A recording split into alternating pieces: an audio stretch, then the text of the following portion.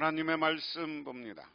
하나님의 말씀은 요한계시록 21장 1절에서 8절, 신약성경 420쪽입니다. 또 내가 새하늘과 새 땅을 보니 처음 하늘과 처음 땅이 없어졌고 바다도 다시 있지 않더라. 또 내가 보니 거룩한 성 새 예루살렘이 하나님께로부터 하늘에서 내려오니 그 준비한 것이 신부가 남편을 위하여 단장한 것 같더라. 내가 들으니 보좌에서 큰 음성이 나서 이르매, 보라, 하나님의 장막이 사람들과 함께 있으매 하나님이 그들과 함께 계시리니 그들은 하나님의 백성이 되고 하나님은 친히 그들과 함께 계셔서 모든 눈물을 그 눈에서 닦아주시니 다시는 사망이 없고 애통하는 것이나 곡하시는 것이나 아픈 것이 다시 있지 아니하리니 처음 것들이 다 지나갔음이로라. 보좌에 앉으시니가 이르되, 보라, 내가 만물을 새롭게 하노라 하시고 또 이르시되, 이 말은 신실하고 참되니 기록하라 하시고 또 내게 말씀하시되, 이루었도다. 나는 알파와 오메가요 처음과 마지막이라. 내가 생명수 샘물을 목마른 자에게 값없이 주리니 이기는 자는 이것들을 상속으로 받으리라. 나는 그의 하나님이 되고 그는 내 아들이 되리라. 그러나 두려워하는 자들과 믿지 아니하는 자들과 흉악한 자들과 살인자들과 음행하는 자들과 점술가들과 우상 숭배하는 자들과 거짓말하는 모든 자들은 불과 유황으로 타는 못에 던져지리니 이것이 둘째 사망이라. 아멘.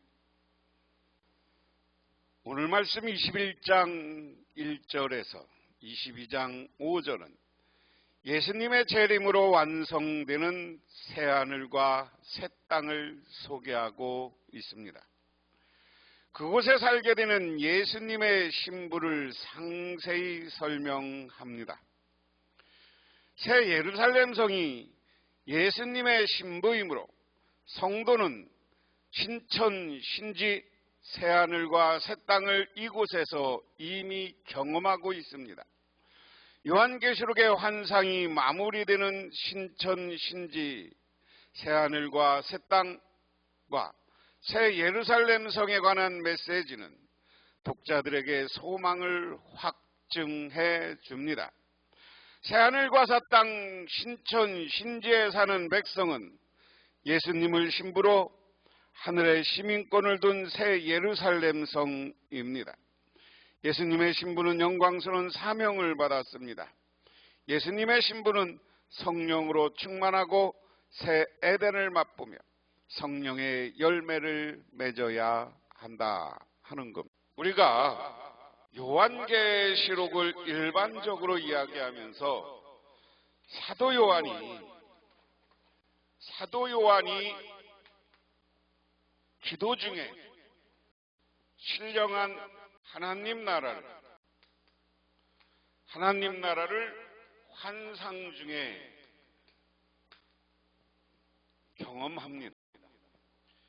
그런데 이 하나님 나라라는 것을 경험하면서 7개 교회 편지를 썼다 그랬습니다.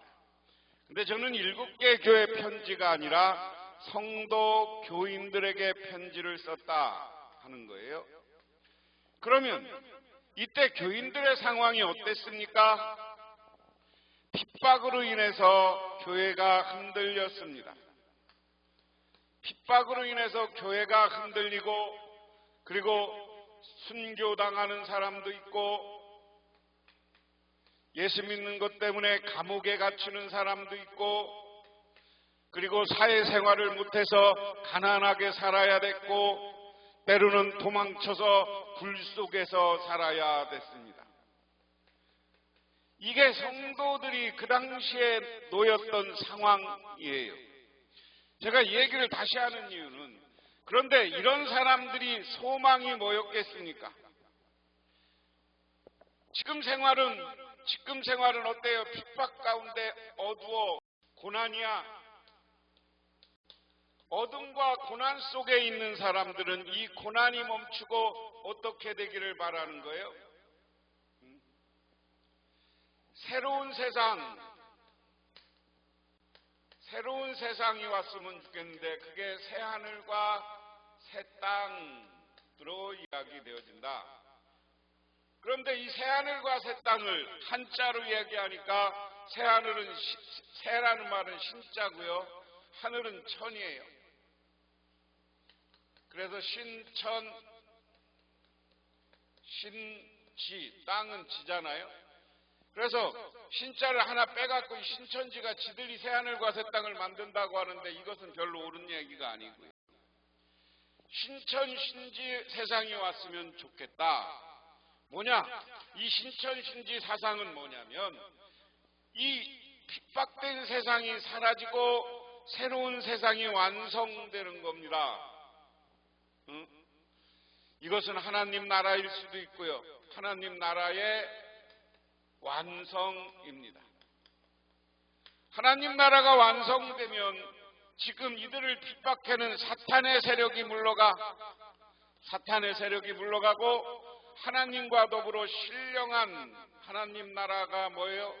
하나님 나라가 완성되는데, 하나님 나라는 신령한 곳이다, 기쁨의 곳이다 하는 거예요.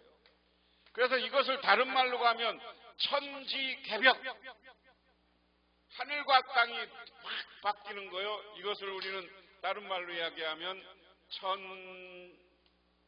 천지개벽.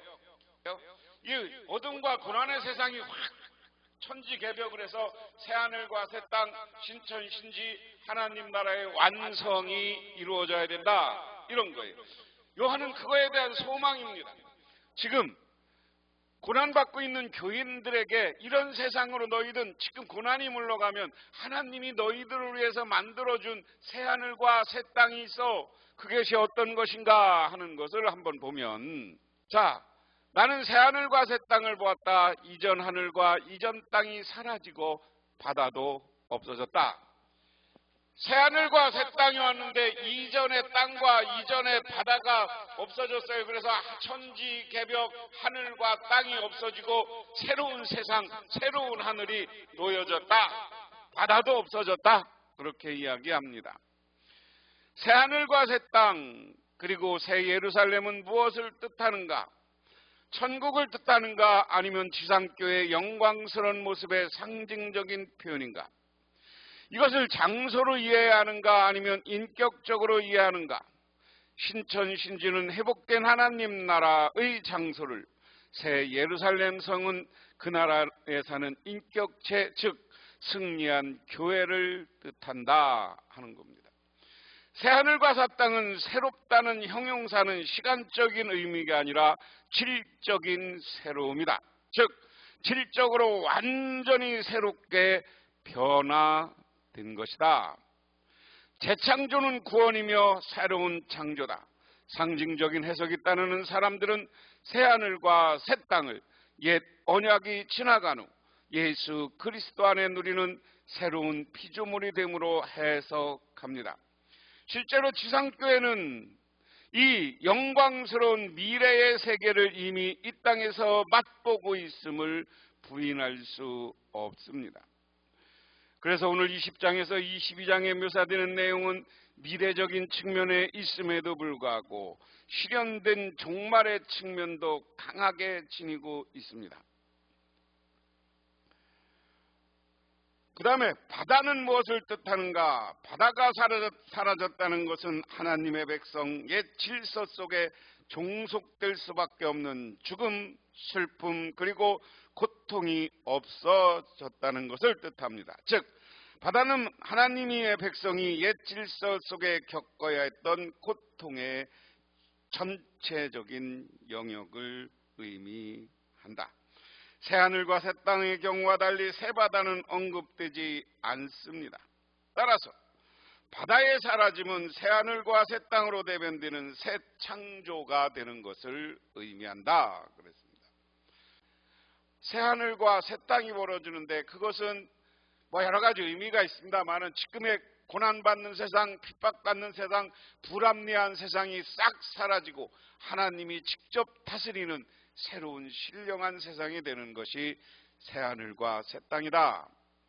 나는 또 거룩한 도성 새 예루살렘이 남편으로 단장한 신부같이 차리고 하나님으로부터 하늘에서 내려오는 것을 보았습니다 했습니다.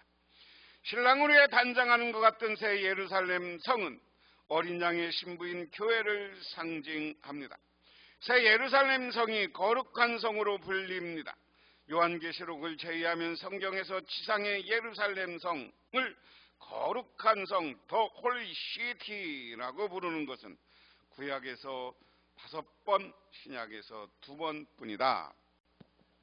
자, 2절에 가면 이제 하나님이 때가 되면 신령한 하나님 나라를 이루어줘. 이것을 환상 가운데 보는 거예요. 사도 요한이 보는 것 중에 또 하나는 새 예루살렘. 새 예루살렘. 예루살렘은 뭡니까? 신앙의 기본, 신앙의 성지예요. 그래서 예루살렘 성에 뭐가 있어요? 성전이 있어요. 그런데 이 성전에 있던 것은 거룩한 곳이 예루살렘 성이에요. 그런데 새 예루살렘 성이라는 것은 이 믿는 사람들, 믿음의 성도들이 새롭게 하나님에 의해서 승리한 새로운 도시가 만들어진다. 자, 그래서 새하늘과 새 땅, 새 예루살렘 성은 신부가 남편을 위해서 담장하는 것처럼 새 예루살렘은 하나님이 새롭게 아름답게 만들어 놓을 것이다. 그 아름다운 새 예루살렘은 누가 가는 거예요? 지금 핍박받고 예수 믿는 사람들이 그곳에 거하며 새로운 나라를, 영원한 신령한 하나님 나라를 이루는 도시를 예루살렘이다 라고 이야기한다. 자, 그때 나는 보좌에서 큰 음성이 울려나오는 것을 듣습니다. 보아라, 하나님의 집이 사람의 가운데 있다. 하나님이 그들과 함께 계실 것이요, 그들은 하나님의 백성이 될 것이라. 하나님이 친히 그들과 함께 있고 그들의 눈에서 모든 눈물을 닦아 주실 것이니 다시는 죽음이 없고 슬픔도 울부짖도 고통이 없는 것이다. 이전 것은 다 사라져 버렸기 때문입니다. 성도들을 위로하시는 하나님 그랬습니다. 3절은 언약의 핵심의 표현을 담고 있습니다. 하나님의 장막과 함께 사는 이들은 하나님의 백성으로 삽니다. 새 언약의 은덕을 입은 사람은 이전 것들은 지나가고 새롭게 된 사람들로서 하나님의 위로를 받으며 삽니다.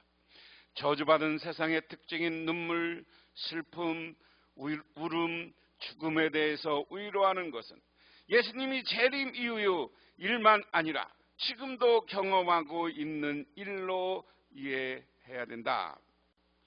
하나님 나라 이것은 성도를 위하시는 하나님은 지금도 요한 시대만 있는 게 아니라 다시 재림하고 그 시대만 있는 게 아니라 지금도 하나님은 우리가 이 땅에서 삶과 고통과 어려움과 병마에 시들려서 살다가 죽고 우리가 믿음으로 영원히 하나님 나라에 가면 보좌에 앉아 계신 우리 하나님, 우리 주님께서는 우리를 위로하여 주십니다. 우리의 눈물을 닦아 주십니다. 그리고 우리와 함께 영원한 신령한 나라에 살게 하신다 하는 겁니다. 그러므로 이 땅에서 고통과 고난이 우리가 하나님과 함께 끝나고 하나님 나라에 안식할 때 그것은 새롭게 다 이 땅 것은 사라지고 하나님이 주시는 평안과 기쁨과 사랑과 행복만이 있는 줄 믿으시기 바랍니다. 그 다음에 그때 보좌에 앉으신 분이 말씀하셨습니다. 보아라, 내가 모든 것을 새롭게 한다. 또 말씀하셨습니다. 기록하다. 이 말은 신실하다. 보좌에 앉으신 하나님은 지금도 계속해서 만물을 새롭게 하고 계십니다 하는 겁니다. 이 사실은 참되고 확실한 진리입니다. 요한계시록에서 보좌에 앉으신 성부 하나님이 분명히 말씀하신 경우는 이 구절이 처음입니다. 1절에서 5절은 새 예루살렘, 그리고 3절은 새 성전, 그리고 1절과 3절은 새 언약, 새 이스라엘을 포괄하는 새 창조가 이루어지는 것을 의미합니다. 또 나에게 말씀하셨다. 다 이루었다. 나는 알파야 오메가, 곧 처음이며 마지막이다. 목마른 사람에게는 내 생명수의 샘물을 거저 마시게 하겠다. 이기는 사람은 이것을 상속받을 것이다. 나는 그의 하나님이 되고 그는 내 자녀가 될 것이다. 알파와 오메가, 처음과 마지막은 1장 1절에 8절에서도 등장합니다. 알파와 오메가, 처음과 마지막은 요한계시록 1장 8절에도 등장했습니다. 성부 하나님의 호칭이 요한계시록 전체를 포괄적 구조로 만들어 요한계시록에 등장하는 모든 구원과 심판이 아버지 하나님의 통치 행임을 강조합니다. 이루었다라는 선언은 하나님의 구원 사역이 성취되고 있음을 가르치고 있다. 무슨 얘기냐? 우리 하나님이 다 이루었다. 이제는 예수님이 재림하고 때가 되면 하나님이 원하는 하나님 나라를 완성하는 것을 이야기합니다. 그래서 나는 처음과 마지막이요, 이 역사의 시작도 우리 창조를 했던 하나님이고 마지막을 닫고 새롭게 창조하시는 분도 우리 하나님이야.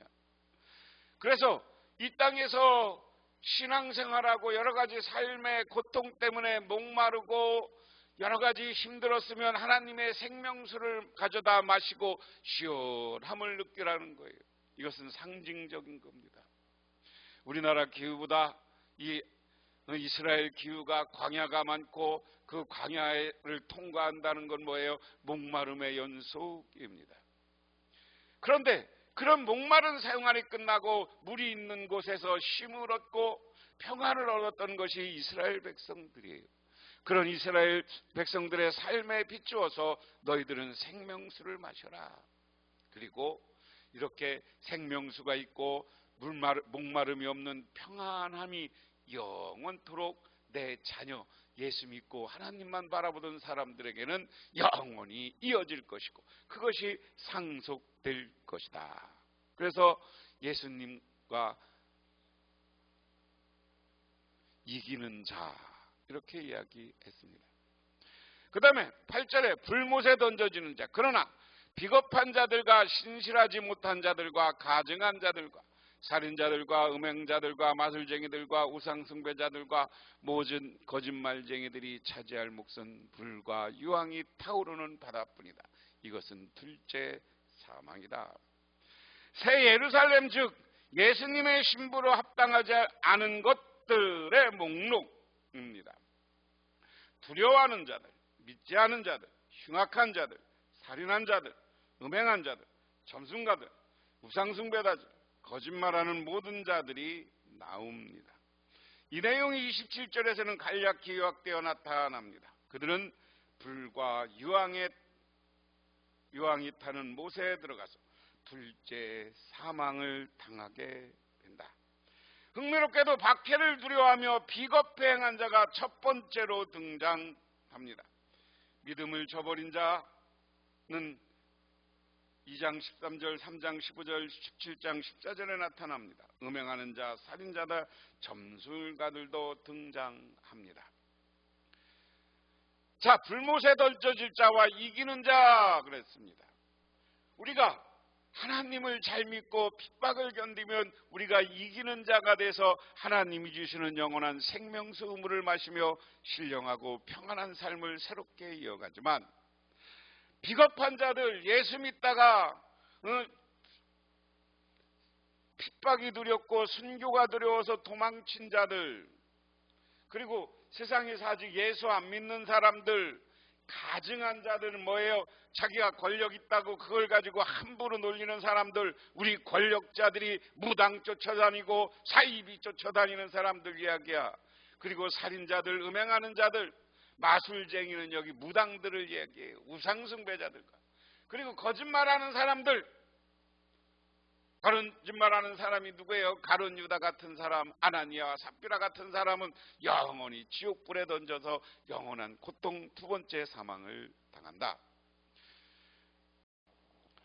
예수 그리스도가 새하늘과 새 땅, 새 예루살렘에서 영원히 주님이 되신다 하는 얘기가 21장 1절에서 22장 5절까지다. 예수님은 새 예루살렘에서 구속받은 백성들을 위로하며 저희들과 함께 거하신다 하는 게 오늘 본문 말씀입니다. 오늘 요한이 선교하고 다니던 이 시대에 수없이 많은 사람들이 순교를 당하고 고통을 당했습니다. 이러한 순교와 고통의 현장, 그리고 많은 예수 믿는 사람들이 너무 어려워서 하나님 이제 이걸 멈춰주고 새로운 나라, 하나님 나라를 만들어 주십시오 하는 바람이 마음속 깊은 곳에부터 오던 이 시대, 오늘 세례 요한에게, 사도 요한에게 하나님은 저 영원한 천국 보좌를 통해서 새로운 환상을 보여주어요. 그것은 새하늘과 새 땅입니다.